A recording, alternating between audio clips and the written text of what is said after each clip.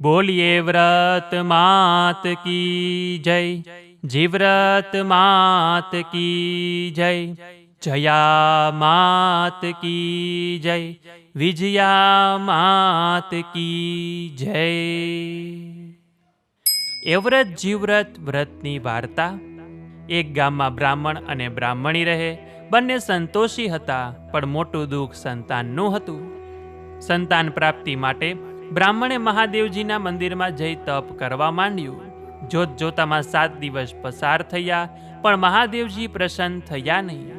એવામાં એક વાઘરી બકરીનું બચ્ચું લઈને મંદિરમાં આવ્યો અને જય ભોળા શંભુ કહીને બચ્ચાની ગરદન પર છરાનો ઘા કર્યો। બ્રાહ્મણ આ જોઈને કંપી ગયો। ત્યાં તે મહાદેવજી વાઘરી પર પ્રસન્ન થઈને બોલ્યા કે કહે, તારી શું ઈચ્છા છે? વાઘરી બોલ્યો કે મારે 4 રૂપાળા છોકરા જોઈએ છે। મહાદેવજી બોલ્યા કે સારું, ઈચ્છા પૂરી થશે। એટલે વાઘરી તો ખુશ થઈ ગયો। બ્રાહ્મણ તો આશ્ચર્યમાં પડી ગયો કે હું 7 દિવસથી તપ કરું છું તો મને કંઈ ફળ નહીં, અને આ દુષ્ટે હિંસા કરી તો તેને ઝટ વરદાન આપી દીધું। આવો અન્યાય બ્રાહ્મણથી સહન ન થયો। એ તો માથું પછાડી આત્મહત્યા કરવા તત્પર થયો। એટલે મહાદેવજી પ્રગટ થઈને બોલ્યા કે તારે શું દુઃખ છે? બ્રાહ્મણે હાથ જોડીને કહ્યું કે ભગવાન, મેં 7 દિવસ આરાધના કરી, તેનું કંઈ ફળ નહીં, અને પેલો વાઘરી ઘડીવારમાં 4 છોકરાનું ફળ લઈ ગયો।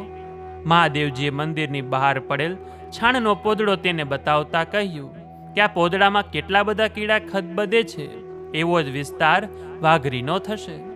બ્રાહ્મણ કહે, તો શું મને પુત્રનું ફળ નહીં મળે? મહાદેવજી બોલ્યા કે એક છોકરો થશે, તેને સારી રીતે ઉછેરીને ભણાવજે, પણ પરણાવવાનો વિચાર કરીશ નહીં। બ્રાહ્મણ તો ખુશ થતો ઘેર ગયો। બ્રાહ્મણીને મહાદેવજીના વરદાનની વાત કરી તો તે પણ હર્ષઘેલી થઈ। ત્યારથી તેને ચડતા દિવસો થયા, અને 10મો માસ અધવારતા તેણે રૂપાળા છોકરાને જન્મ આપ્યો। બ્રાહ્મણીએ છોકરાને સારી પેઠે ઉછેર્યો, પાઠશાળામાં ભણાવ્યો, અને એક રૂપાળી કન્યા ધ્યાનમાં ઉતરતા તેનું સગપણ કરી દીધું। બંને પક્ષે લગ્નનો શુભ દિવસ પણ જોવડાવ્યો। બ્રાહ્મણ ઉમંગમાં મહાદેવજીનું વચન વિસરી ગયો। તે તો મોટી જાન જોડીને વાજતે ગાજતે છોકરાને પરણાવવા નીકળી પડ્યો। 3 દિવસ બાદ જાન કન્યાને લઈ પાછી વળી તો અધવચ્ચે પવનના જબ્બર તોફાન સાથે મુસળધાર વરસાદ તૂટી પડ્યો। જાન તો અધવચ અટકી બધા એક ઘટાદાર ઝાડ નીચે આશ્રય લેવા દોડી ગયા। બ્રાહ્મણનો છોકરો વરાજા પણ તેની વહુને લઈને ઝાડ નીચે પહોંચ્યો હશે, ત્યાં તેના પગે કંઈ કરડ્યું, અને તે તો એકદમ ઓ મારી મારે કહીને ચીસો પાડવા લાગ્યો। બધા ગભરાઈને ત્યાં દોડી ગયા, અને જોયું તો કાળો નાગ સડસડાટ જતો દેખાયો। છોકરાનો બાપ સમજી ગયો કે દીકરાને એરુએ ડંસ દીધો છે। એ તો પોક મૂકીને રડવા લાગ્યો। વહુને માથે જાણે આપ તૂટી પડ્યું હતું, એ પણ રડી રહી હતી। સારવાર બહુ કરી, પણ ઝેર ચડી ગયેલું તેથી છોકરો બચ્યો નહીં, એ તો તરફડીને મરી ગયો। બધાએ હૈયાફાટ રુદન કરવા લાગ્યા। વરસાદ વરસતો હતો, તેથી સબનો અગ્નિ સંસ્કાર થાય તેમ ન હતું। બધાએ વિચાર્યું કે હવે આપણું ગામ નજીક આવ્યું છે તો ત્યાં જઈએ, સવાર પડતા અહીં આવી અગ્નિદાહ દઈશું। બધા ગયા, પણ વહુ ત્યાંથી ન ગઈ। તે તો મૃતપતિનું મસ્તક ખોડામાં રાખી આંસુ વહાવતી બેસી રહી। ત્યાં વારે વારે હિંસક પ્રાણીની ત્રાળો સંભળાતી હતી, તેથી આજુબાજુ નજર કરી તો વીજળીના પ્રકાશમાં દૂર એક મંદિર દેખાયું। તે સબને ઉઠાવી મંદિરમાં ગઈ અને કમાડવાસીને સાકળ લગાવી દીધી કે જેથી કોઈ આવે નહીં। આ તો એવ્રતમાનું મંદિર હતું। મધરાત થતાં એવ્રતમાં મંદિરે આવ્યા, જોયું તો કમાડ બંધ હતા। માં તો રોષ લાવીને બોલ્યા કે મારા થાનકમાં કોણ છે? જે હોય તે ઝટ કમાડ ઉઘાડે, નહીતર બાળીને ભસ્મ કરી દઈશ।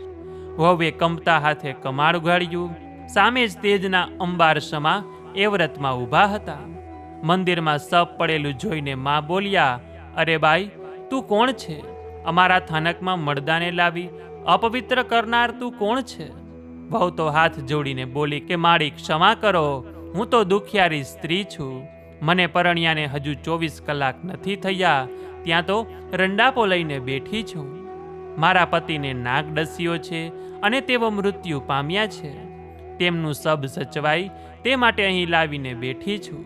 માળી, હવે તમે મારા પતિને સજીવન કરો તો મારો ચૂડી ચાલો જળવાઈ રહે.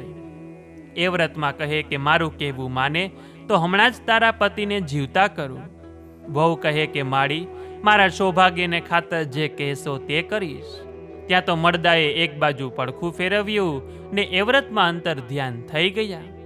વહુને સમજાયું નહીં, હજુ પતિમાં ચેતન આવ્યું ન હતું, તેથી તે કમાડ વાસીને આંસુ સારતી બેસી રહી. બીજા પહોરે જીવરતમાની પધરામણી થઈ. તે બોલ્યા કે મારા થાનકમાં કોણ ભરાયું છે? જે હોય તે કમાડ ઉઘાડે, નહીતર હમણાં જ બળીને ખાક થઈ જશે. વહુએ ધ્રુજતા હાથે કમાડ ઉઘાડ્યા. સામે પ્રકાશના પુંજ રેલાવતા જીવરતમાં ઊભા હતા.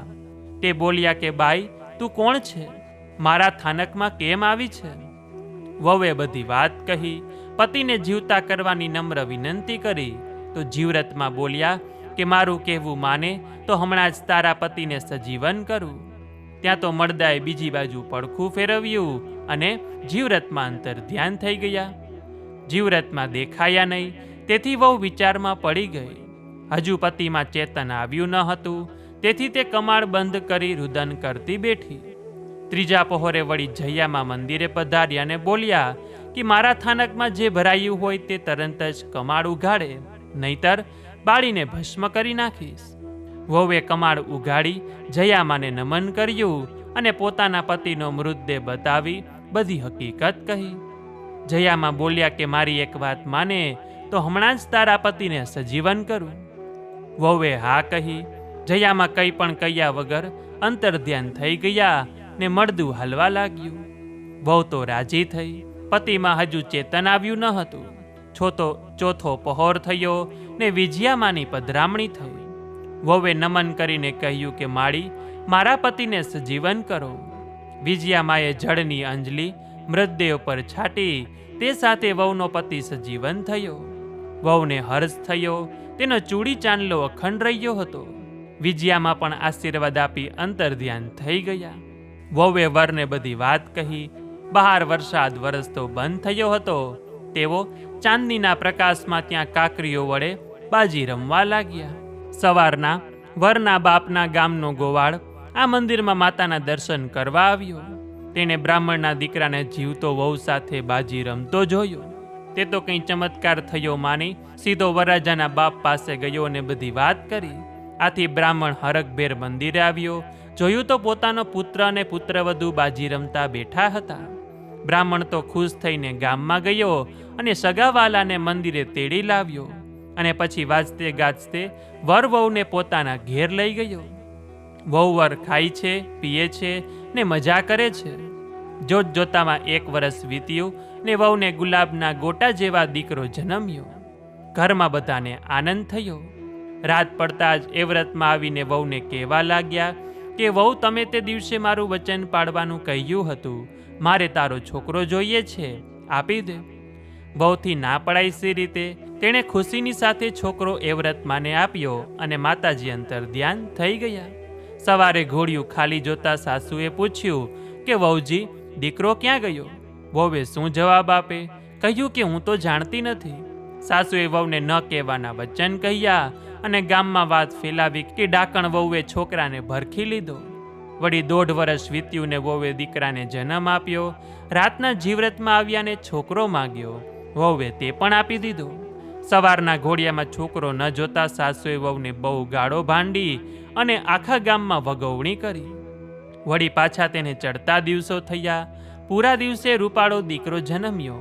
આ વખતે સાસુએ વહુના ખાટલા આગળ તકેદારી રાખી હતી. ત્યાં તો જયામાં આવ્યા ને પોતાની શક્તિથી બધાને ઊંઘમાં નાખી છોકરાને લઈ અંતર ધ્યાન થઈ ગયા. સવારે સાસુએ જોયું તો ઘોડિયામાં છોકરો ન મળે. આ વખતે પણ તેણે વહુને વગોવી.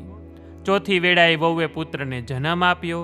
ત્યારે સાસુએ રાજાને બોલાવ્યા ને ખુલ્લી તલવારે ચોકી કરવા વિનંતી કરી. આ વખતે છોકરાને લેવા માટે વિજયામાં આવ્યા. તે પોતાની શક્તિથી બધાને ગાઢ નિંદ્રામાં નાખી છોકરો લઈને અંતર ધ્યાન થઈ ગયા. સવારે સાસુ અને રાજાએ જોયું તો ઘોડિયામાં છોકરો ન હતો. રાજા આશ્ચર્યમાં પડી ગયો કે આટલી વારમાં છોકરો ગયો ક્યાં? વહુ ભક્ષણ કરે એ વાત પણ તેના માન્યામાં આવી નહીં. તે વિચાર કરતો મહેલે જતો રહ્યો અને આ વખતે સાસુએ વહુને બહુ વગોવી. 5મી સુવાવડમાં વહુએ દીકરીને જન્મ આપ્યો અને આ વખતે છોકરી લેવા કોઈ આવ્યું નહીં. થોડા દિવસ પછી વહુએ ગોરણી જમાડવાની વાત સાસુને કાને નખી, પણ છોકરાઓ જવાથી સાસુનો જીવ ઊંચો હતો, તેથી સરખો જવાબ પણ આપ્યો નહીં. સારો દિવસ આવતા વહુ સવારના નાઈ ધોઈને પેલા મંદિરમાં ગઈ, જ્યાં ચારે માતાનું થાનક હતું. આ મંદિરમાં જ એનો પતિ સજીવન થયો હતો અને ચારે માતાઓની મૂર્તિની પૂજા કરી ચાંદલો કર્યો અને બાદ વહુએ કરગરીને કહ્યું કે માતાઓ, આજે સાંજના તમે ચારે મારે ત્યાં ગોરણીઓ થઈને જમવા આવજો ને પ્રસંગ દીપાવજો. ચારે બહેનોએ વહુનું આમંત્રણ સ્વીકાર્યું અને સાંજે ચારે વહુને ઘેર પધાર્યા. વહુએ ભાવથી પીરસવા માંડ્યું અને થોડી વારે ચારેય માતા જમી રહ્યા ને ઘોડિયામાં સૂતેલી છોકરી રડવા લાગી. ચારેય માતા કહે કે આ છોકરી કેમ રડે છે? વહુએ કહ્યું કે એને રમાડનાર ભાઈ નથી એટલે. ચારેય માતાઓએ પોતે લઈ ગયેલ છોકરા વહુને પાછા આપ્યા અને આશીર્વાદ આપી અંતર ધ્યાન થઈ ગયા. આમ બહેનને 4 ભાઈ મળ્યા ને માને 4 દીકરા આવી મળ્યા. સાસુ તો મોઢું ફાડી જોઈ રહી કે આ શું, ચારેય દીકરા પાછા આવ્યા ક્યાંથી? આખા ગામમાં ચમત્કારિક વાત ફેલાઈ ગઈ. લોકોના ટોળે ટોળા બ્રાહ્મણના ઘર આગળ જમા થવા લાગ્યા. હવે વહુએ સાસુ આગળ બધો ખુલાસો કર્યો અને મંદિરમાં બનેલી બધી હકીકત કહી. સાસુએ લોકોને તે વાત કરી ત્યારે લોકો આ ભલે અને શ્રદ્ધાળુ વહુના વખાણ કરી ધન્યવાદ આપવા લાગ્યા કે ધન્ય તેને કે મૃત પતિને સજીવન કરવા માતાઓ સાથે વચનથી બંધાઈ અને ચારે છોકરાનો ભોગ આપી વચન પાડ્યું. હે વ્રતમાં, હે જીવ્રતમાં, હે જયામાં, હે વિજયામાં, તમે જેવા વહુને ફળ્યા એવું જ તમારું આ વ્રત કરનાર, વ્રત કથા સાંભળનાર, વાંચનાર, વિડીયો જોનાર, સાંભળનાર સૌ કોઈને ફળજો, એવી જ આપના ચરણોમાં અમારી પ્રાર્થના છે. તો બોલીએ એ વ્રત માત કી જય, જીવ્રત માત કી જય, જયા માત કી જય, વિજયા માત કી જય.